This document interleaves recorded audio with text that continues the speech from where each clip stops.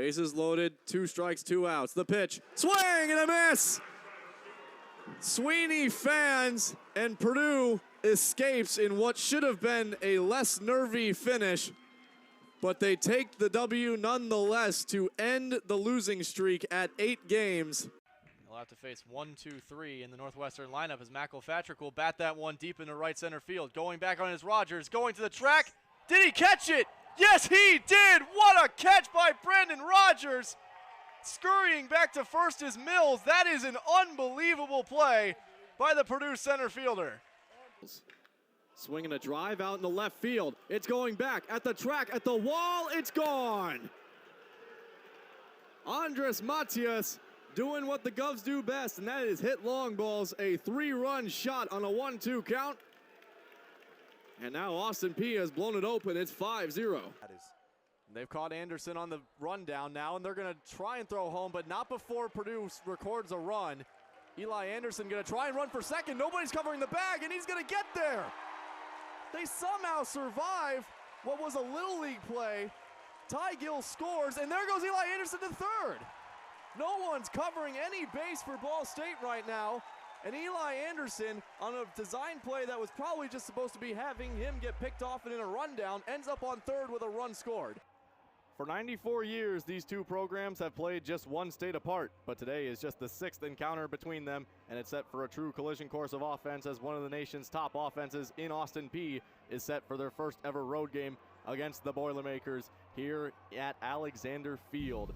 Welcome inside the booth, everybody. Alongside Craig Combs, I am Max Bury. Here in West Lafayette, Indiana, it's a beautiful evening, but Austin Peay, the offense is really great, but what's been really carrying them is that pitching staff.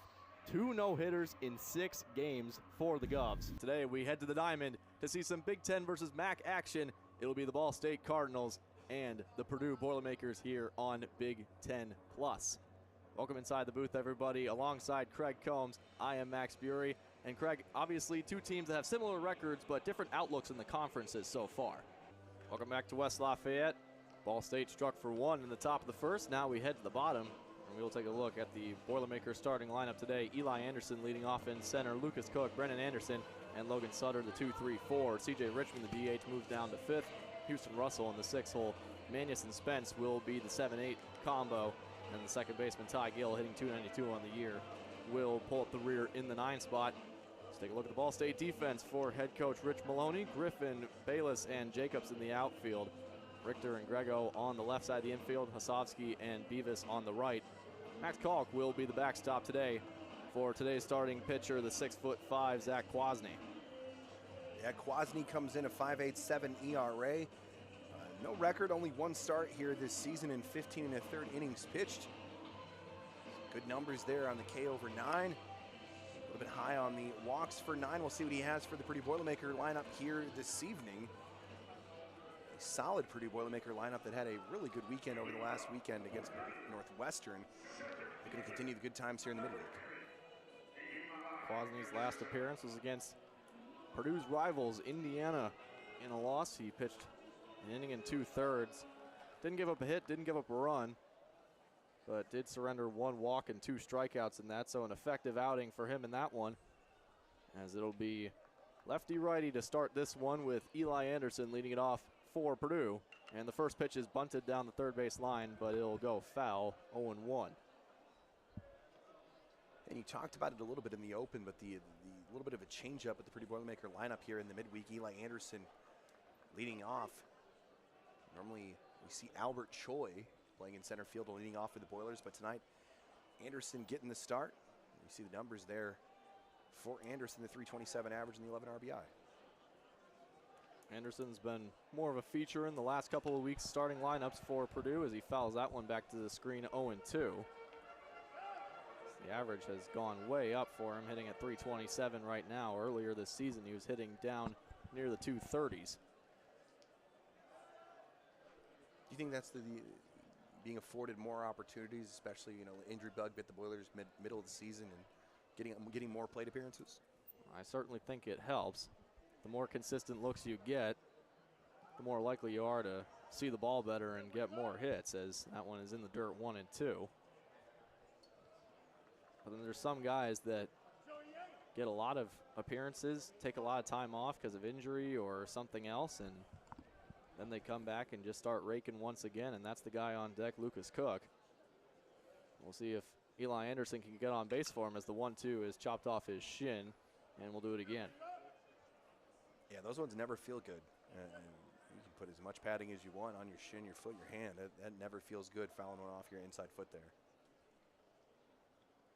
Anderson in the back half of the doubleheader against Northwestern on Saturday was also hitting leadoff in that game, 1 for 5.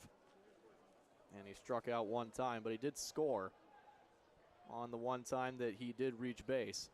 So 1-2 from Kwasny is grounded foul down the first base line.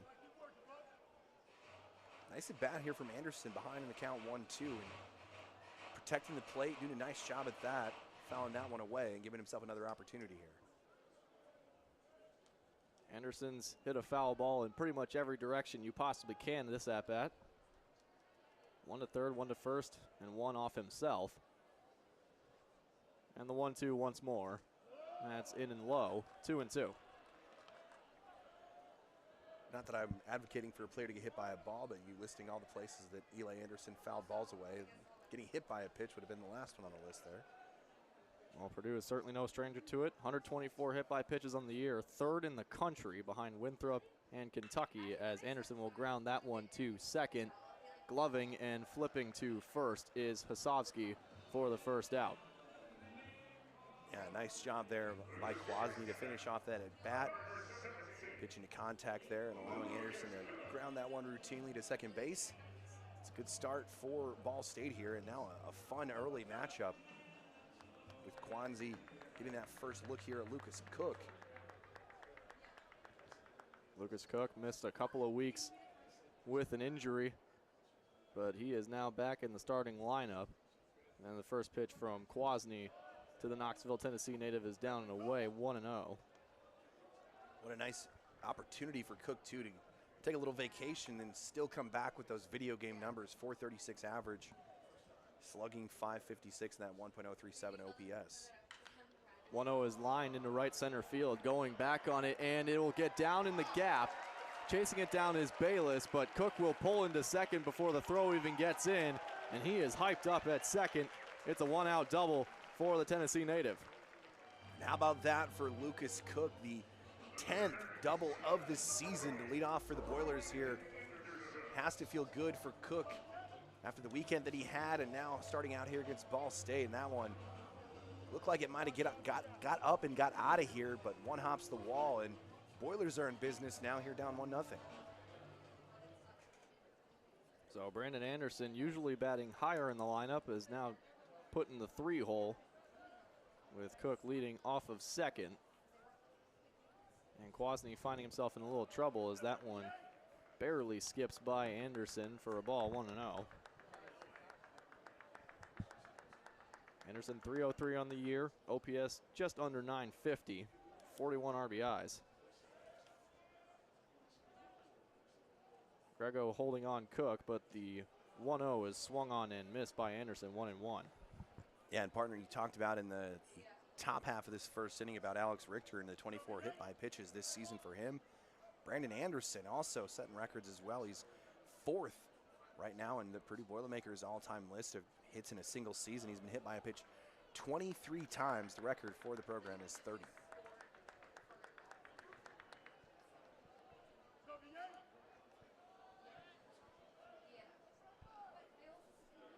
So Kwasny looks in for his sign. And there's already 2 arms up in the Ball State bullpen, so it'll likely be a short outing for Kwasny as that 2-1 is hit out into deep right field. Going back is Jacobs. He will look up and watch it go. Brandon Anderson, home run number 8 on the season. And Purdue takes the lead in the bottom of the first, 2-1.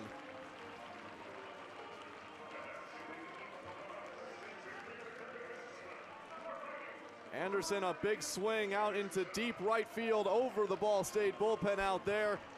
And Purdue counters the Cardinals' early punch, which is a punch of their own. Yeah, Brandon Anderson picked out a pitch he liked, boilered up and hammered down on that 2-1 pitch. Big fly over there to right, and that one was a no-doubter gone off the bat.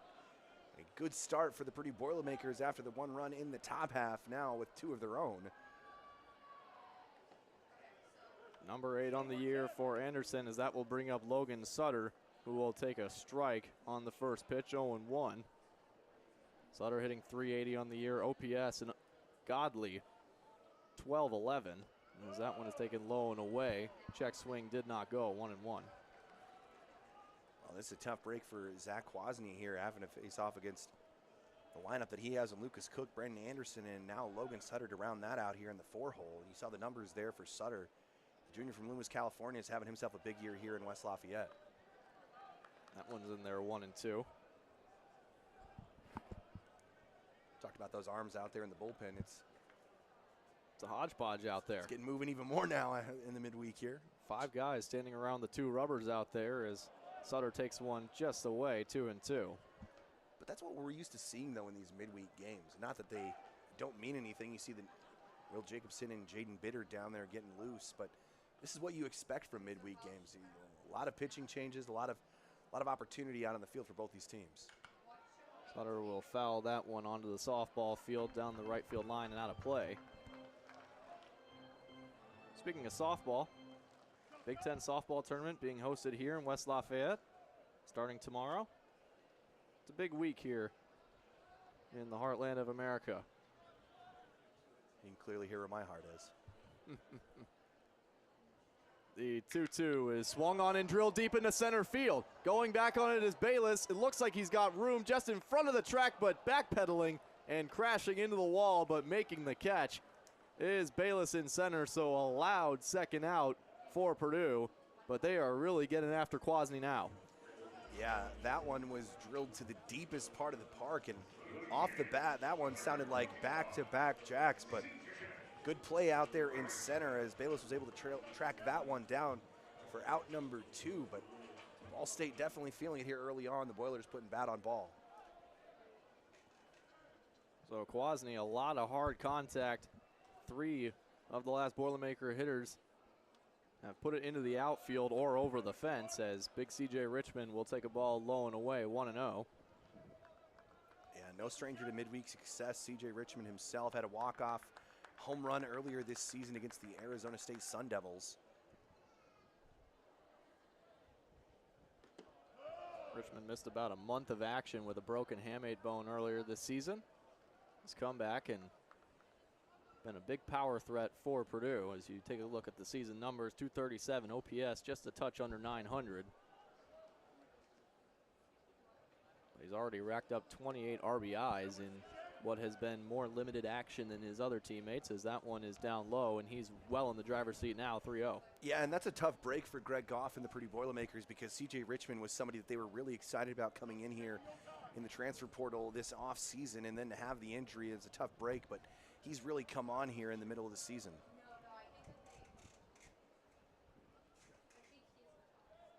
The 3-0, he's swinging on it and will miss, 3-1. When you got the power like CJ Richmond does, you get the green light on the 3-0. You or I, we're getting the hold sign. Not super surprising to see him get the green light in the first inning. Already up a run as well, as the 3-1 from Kwasny is too low. So Richmond not too anxious to swing that time. He will take his base after a 5-pitch walk. And the 17th free pass earned by CJ Richmond this season. And now the Purdue Boilermakers back in business here with 2 outs and an opportunity to put another one on the board with Richmond down there at first.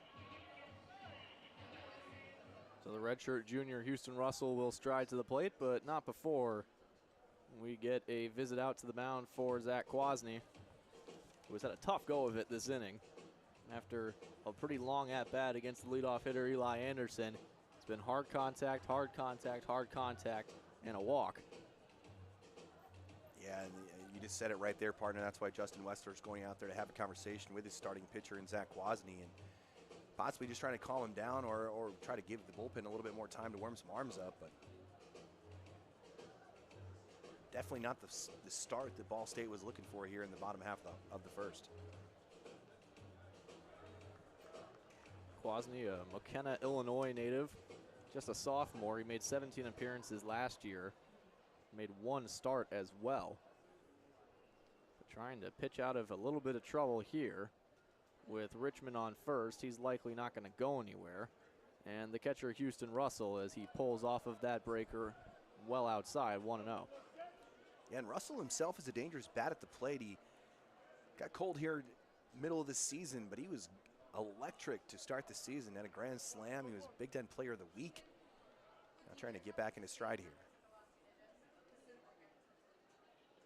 The 1-0 is off the plate again. It's 2-0. Houston Russell, a redshirt junior, played his first years at Seminole State College in Oklahoma, then went to the University of Oklahoma to be a Sooner, redshirted that year, and transferred to Purdue, where he has been the starting catcher for the majority of the season as he takes a strike on the outside part, 2-1. It's been between him and Sergio DiCello as the two catchers, but Houston Russell over the last couple of weeks has really usurped his starting role. Yeah, he started playing a little bit better. Like I said, struggled in the middle of the season and opened the door for DiCello, and now starting to see the ball a little better at the plate. Wasn't able to see that one, though. A nice job there by Kwasny dropping that curveball in there.